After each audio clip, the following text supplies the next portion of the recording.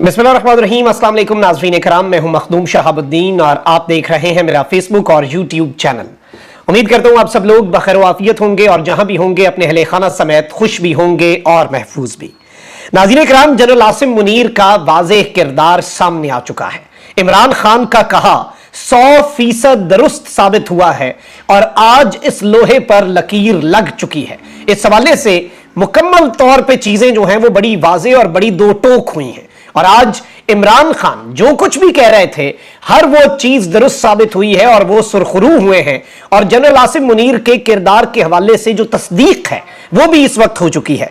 जबकि दूसरी जानिब शहबाज हुकूमत ने खुद पर, अपने आप पर किस तरह से खुद को हमला किया है। और ये जो शहबाज शरीफ साहब की प्रेस कॉन्फ्रेंस है, इस प्रेस कॉन्फ्रेंस का मैंने पोस्टमार्टम करना है क्योंकि ये तो जश्न मना रहे हैं, ये तो ऐसे लुडियां डाल रहे हैं जैसे आप अंदाजा ही नहीं कर सकते कि ये सूरत हाल क्या है। जबकि दुबई से एक फाइनल खबर जो है वो भी आ चुकी है और आसिफ अली जरदारी साहब जो हैं उनके साथ गेम हो गई है और आसिफ अली जरदारी के साथ एक बहुत बड़ा हाथ हुआ है। And this is not what Zardari plan, this is not what Zardari wished for. और ये पूरे का पूरा रिजीम चेंज ऑपरेशन इस सब के अंदर नून लीग को आगे करके, नून लीग को आग में धकेल के सारे मजे लेकर इस सब का बेनिफिशियरी कौन बनना चाहता था? आसिफ अली जरदारी। बिलावल को वजीर खारजा की इंटर्नशिप करवा के वजीर आजम बनवाना, खुद सदर मुमलिकत बनना, यह आसिफ अली जरदारी साहब का गोल था। और मुकम्मल तौर पर जो होल्ड है पंजाब के अंदर पेनिट्रेट करना जरदारी का गोल था। बलूचिस्तान के अंदर गेम डाल दी गई थी। बाजवा साहब की टेन्योर के अंदर बहुत ज्यादा पॉजिटिव डेवलपमेंट्स भी हुई पीपल्स पार्टी के लिए, लेकिन वो डेवलपमेंट्स अचानक रुक गई और बाजवा साहब के जाने के साथ ही बहुत सी चीजों को ब्रेक लग गई। तो ये इस सब से एक परसेप्शन आ सकती है और जाहिर बात है आप देखें कि पीपल्स पार्टी जो है वो रोला भी डाल रही है, पीपल्स पार्टी जो है वो रोना धोना भी अपना मुकम्मल किए हुए हैं और बड़े बेहतरीन अंदाज में वो पंजाब के अंदर उनके पोस्टर्स फाड़े गए। निगरान वजीर आला पंजाब को जरदारी साहब ने दुबई बुलवा भेजा था और जब वो आंख का ऑपरेशन करवाने इस वाले टूर से पिछले टूर पे गए और वहां पे पीपल्स पार्टी के और जरदारी साहब के पंजाब में झंडे तक फाड़े जा रहे हैं। तो ये सारी चीजें जरदारी साहब देख रहे हैं। नदीम अफजल चंद साहब ने प्रेस कॉन्फ्रेंस कर दी कि जी प्री पोल रेगिंग हो रही है पंजाब के अंदर और पंजाब जो है उसके अंदर पीपल्स पार्टी को पेनिट्रेट करने की जो एक ख्वाहिश थी पीपल्स पार्टी की, उसकी राह में बेसिकली कुछ रुकावटें खड़ी की गई। अब जो इस वक्त खबर सामने आ रही है वो ये है कि आसिफ अली जरदारी साहब के जो दिल के अरमा हैं वो आंसुओं में बह चुके हैं और इस सब के अंदर शहबाज शरीफ साहब जो हैं उनके वारे न्यारे हो रहे हैं। यानी एक जानिब तो मरियम बीबी जो है उन्हें भी झंडी करवा दी गई है और बिलावल जो है उन्हें भी झंडी करवा दी गई है और इन दोनों की सीवीज जो है वो रिजेक्ट हो चुकी हैं। मरियम नवाज ने टाइमली अपनी वजीर आजम के लिए जो सीवी है वो वापस ले ली क्योंकि मरियम नवाज शरीफ साहिबा को अंदाजा हो गया कि ना वो इस काबिल है ना इस चीज में कंसिडर होना है। तो सीवी वैसे तो अवाम की अदालत में पेश करनी चाहिए, लेकिन जाहिर बात है जहां पर सीवी पेश होती है वहीं की बात हो रही है। तो मरियम नवाज शरीफ साहिबा जो हैं उनकी सीवी रिजेक्ट होने का खदशा उन्हें था, उन्हें पता था कि बनता ही नहीं है तो ये तुक्की नहीं बनती, तो उन्होंने अपनी सीवी जो है वो वजीर आला पंजाब के लिए पेश कर दी और बिलावल भुट्टो साहब की सीवी जो है वो इस वक्त रिजेक्ट होती हुई नजर आ रही है। पीपल्स पार्टी को मैक्सिमम जो अगली हुकूमत के अंदर शेयर मिल रहा है वो मिल रहा है कि पीपल्स पार्टी को सदर की कुर्सी दे दी जाए, जरदारी साहब को कहा जाए सदर बन जाए और बस पार्टी करें और शहबाज शरीफ साहब जैसा फर्मा बरदार जो है उसे दोबारा वजीर आजम की कुर्सी के ऊपर विराजमान करवा के तमाम तरह चीजें कही जाएं। अब यहां पर जो दुबई से फाइनल खबर आई है वो ये है कि पंजाब जो है जो अभी प्लान है, देखिए एक मंसूबा ये बनाते हैं, एक मंसूबा अल्लाह की जात बनाती है और जाहिर बात है पाकिस्तान की अवाम इस मंसूबे के साथ इत्तफाक करती है या नहीं। असूल तो ये होना चाहिए कि इस तरह की सेटलमेंट ये बंदर बांट के पंजाब इसका, सिंध इसका, बलूचिस्तान इसका, फलाना इसका, ढिमकाना इसका, ये होता ऐसे नहीं है, लेकिन हमारे मुल्क में ऐसे ही होता है। हमारे मुल्क में एक नाम नेहाद जमहूरियत है, हमारे मुल्क के अंदर डेमोक्रेटिक सिस्टम जो है वो कभी मैच्योर हो ही नहीं पाया और हमारा मुल्क जो है वो एक हाइब्रिड सिस्टम ऑफ गवर्नमेंट तो हो सकता है, स्टेट के मामलात एक हाइब्रिड तरीके से तो चल सकते हैं लेकिन उस तरह से नहीं चल रहे जिस तरह से आप सोच रहे हैं। अब यहां पर मैं आपको यह बता दूं कि पंजाब जो है वो मुस्लिम लीग नून के पास रहेगा, पंजाब जो है वो नून लीग की झोली में डालने का दुबई से फैसला हुआ है और नवाज शरीफ साहब जो है वो वापस आ जाएंगे और विफाक जो है वो भी नून लीग के पास रहेगा। नवाज शरीफ साहब की वापसी पंजाब नून लीग के पास, विफाक नून लीग के पास और इस सब के अंदर जो पीपल्स पार्टी है उसे मैक्सिमम जो एक जगह दी जाएगी वो यही है कि पीपल्स पार्टी के पास सिंध रहे, पीपल्स पार्टी के पास कुछ हल्का फुल्का शेयर हो और नेशनल गवर्नमेंट जो है उसका भी पीपल्स पार्टी एक तरह से हिस्सा रहे।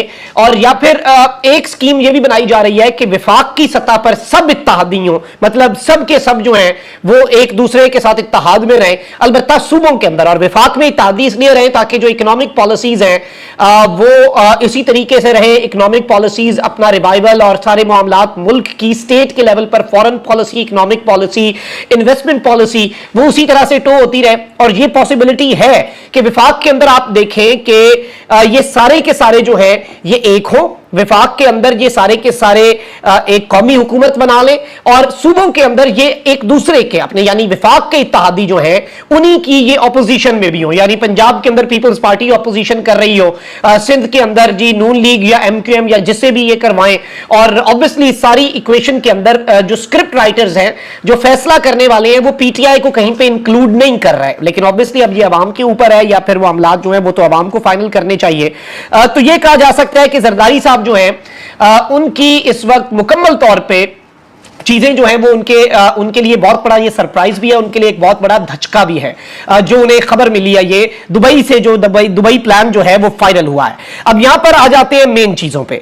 शहबाज शरीफ साहब ने एक बहुत बड़ी प्रेस कॉन्फ्रेंस की और ये पहली मर्तबा हो रहा है कि कर्ज मिलने पर और एक प्रोग्राम, जिस प्रोग्राम के वाले से एक वजीर खजाना इंपोर्ट किया हमने और उसकी वाहिद क्वालिफिकेशन ये थी कि वो नवाज शरीफ का समधी है और मिफ्ताह इस्माइल को हटाया गया, इसहाक डार को इस सब के ऊपर नाफिज किया गया, इसहाक डार को सबके ऊपर मुसल्लत कर दिया गया। तो ये सारी की सारी चीजें जो है ये बड़ी एक अजीब सी चीजें हैं ना। और इस सब को अगर देखा जाए तो मामलात भी आपके सामने है कि किस तरह के हैं। तो इस सब में जो इंपॉर्टेंट चीज है वो ये है कि अब शहबाज शरीफ साहब इस हुकूमत का, वैसे तो ये बड़ा कहा जा रहा है ना कि जी दुबई हो गया, UAE और सऊदी अरब और चीन बड़े खुश हैं, इमरान खान से छुटकारा हासिल हो गया।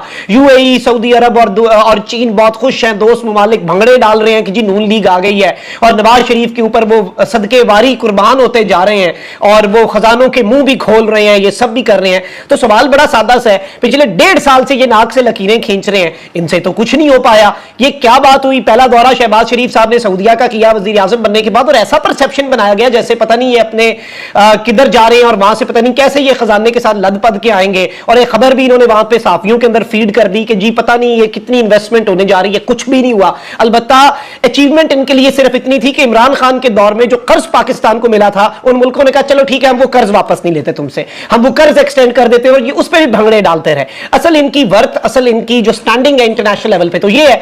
अब ये एक भरम इन्होंने बनाया हुआ है कि पता नहीं ये सब कुछ क्या है, क्या मामलात हैं।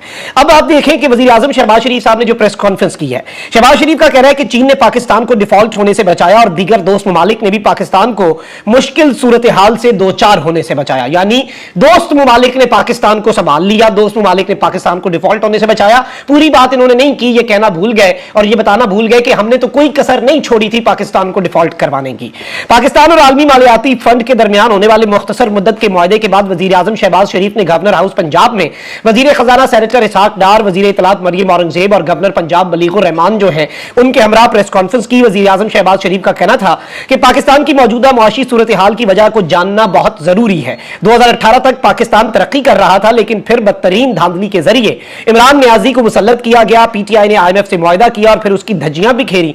PTI के दौर में गंदम और चीनी पहले एक्सपोर्ट की गई और फिर इंपोर्ट की गई। सारे कसूर इमरान खान ने किया। आप सिर्फ यह बता दें कि आपके दौर में क्या कुछ हुआ और आपने मुल्क के साथ तारीख की वर्स्ट डिवैल्यूएशन पैसे की, तारीख की वर्स्ट इन्फ्लेशन, और आपने IMF के साथ जो एक मुआहदा आपका हो जाना चाहिए था उसके अंदर ऐसे इन्होंने अब उससे बेहतर लफ्ज हो नहीं सकता जो गवर्नमेंट ने किया है। इसहाक डार साहब की जो पॉलिसीज है इन्होंने खच्चे मारी हैं और इन्होंने लिटरली पाकिस्तान के साथ ये ज्यादती किया और इतने अरसे तक ये जो प्रोलॉन्ग किया है, अननेसेसरी डिलेज डाले हैं।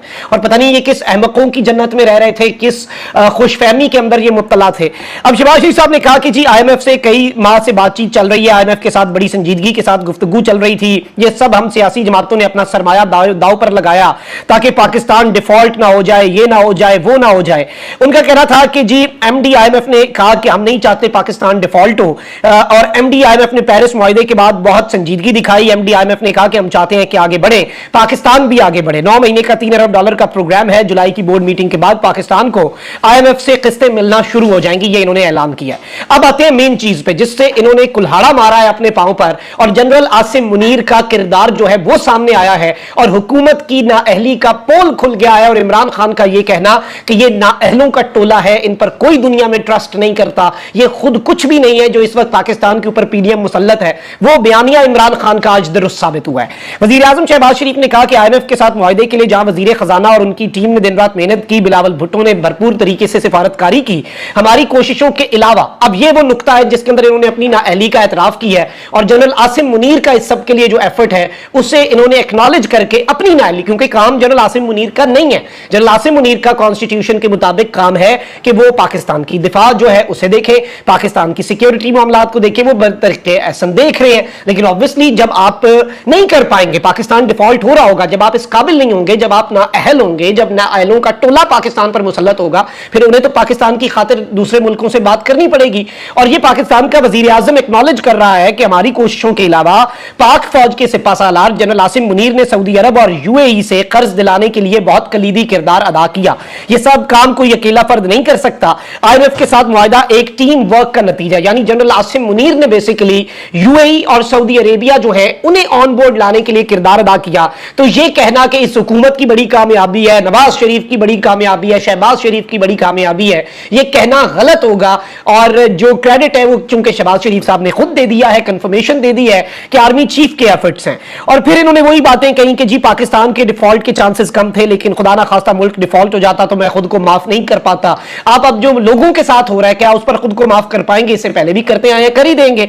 और इन्होंने कहा कि जी प्रेस कॉन्फ्रेंस में अंदर इन्होंने और भी चीजें जो हैं वो भी सामने कही और पाकिस्तान की मईशत की बहाली के लिए कह रहे हैं, अपनी CV भी तो जमा करानी है ना साथ। तो कहते हैं कि जी मैंने एक मास्टर प्लान जो है वो पाकिस्तान की मईशत की बहाली के लिए तरतीब दिया है और पाकिस्तान के लिए इस प्लान को मैं मईशत की बहाली का मास्टर प्लान कहता हूं। हमने ज़राअत की बहाली के लिए जामे प्लान बनाया, IT सेक्टर से अरबों रुपए बरामदात। और भाई जो बंदा ये सब कुछ कर रहा था, जो तोड़ पहुंचा चुका था चीजों को, जो पार लगा रहा था कश्ती, उससे तो आपने सब कुछ छीना था। आपने ये रिजीम चेंज ऑपरेशन किया, आपने मुल्क के अंदर एक चलती हुकूमत जो है उसे घर भेजा और खुद आपने ये सारा वजन लिया। इतनी आसानी से ये चीजें होंगी नहीं, क्योंकि लोगों का जो स्टैंडर्ड ऑफ, और अभी आप महंगाई की एक और इन्फ्लेशन की एक और लहर के लिए आपको तैयार रहना पड़ेगा। और डारनॉमिक्स जो है वो पाकिस्तान का बेड़ा गर्क कर चुकी है। और इतना हम रोला सुनते थे, वाविला सुनते थे, और आज इन्होंने ये तस्दीक कर दी है कि इस सब के अंदर IMF की डील जो है उसमें जनरल आसिम मुनीर का किरदार ज्यादा अहम था। UAE और सऊदी अरब भी सबसे इंपॉर्टेंट स्टेक होल्डर्स हैं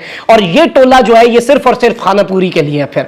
और ये एतराफ है इनकी अपनी नाअहली का। देखिए मैं ये नहीं कह रहा कि उन्हें ये किरदार अदा नहीं करना चाहिए था, भाई वो ना करते तो फिर पाकिस्तान डिफॉल्ट हो जाता, करना तो पड़ना था क्योंकि ये नाअहलों का टोला मुसल्लत है, इनसे तो कोई बात करने को तैयार नहीं है और इन पे कोई ट्रस्ट करने को तैयार नहीं है। ये वो रियलिटी है और ये वो मौकफ है जो इमरान खान भी सामने रखते हैं। और इमरान खान बार बार कहते रहे कि ये मुल्क के ऊपर मुसल्लत टोला है, ये मुल्क के किसी भी सूरत फायदे में नहीं है। अपना बहुत ख्याल रखें। अल्लाह निगहबान पाकिस्तान।